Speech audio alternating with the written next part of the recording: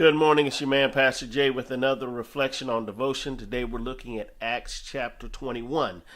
And this is kind of a story where Paul is leaving the mission field and he's heading back to Jerusalem. And we get the story of him sailing here and there and the stops they made and meeting up with believers. And along the way, he is warned what is going to happen to him when he gets to Jerusalem. It tells us in verses 10 and 11 that this prophet named Agabus came and was telling the people that he bound himself with Paul's belt, and he said the owner of this belt is going to be bound like this when he gets to Jerusalem. And so Paul is being warned about the fate that he's going to deal with when he gets to Jerusalem, but he goes anyway. He's warned time after time about the persecution that's to come, but he goes anyway.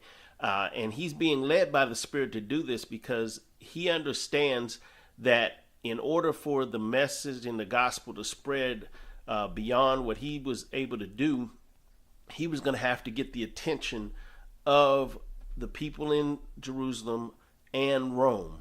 And so we see this journey that he's on. He goes to Jerusalem. He meets with the council there of Jewish believers who he tells about all the great things that God has been doing. And they are happy. This particular group is happy to see the Gentiles coming to the faith. And they were previously had the controversy about how they were going to have to act. But there were still these folks among them that were zealous about the laws of the Jews. And they were insistent that believers be circumcised and follow all the Mosaic ceremonial laws that pointed to Christ. And so they were hostile toward Paul because he was telling Gentile believers that they didn't have to do these things. And so the council was like, listen, let's try to appease these folks. And you do go through the ceremonial ritual, cut off the head, do the circumcision, go bald, go and make a sacrifice. And Paul is trying to be accommodating. He's trying to work with the legalists to help them understand that, listen, I am a true God believer. But they are not having it. So when he gets to the temple with these Gentile believers, they go in and they capture him. They stir up the whole city against him, and it's such a ruckus that the Roman authorities have to step in. They see that there's a ruckus going on, so the guard comes in. They snatch up Paul.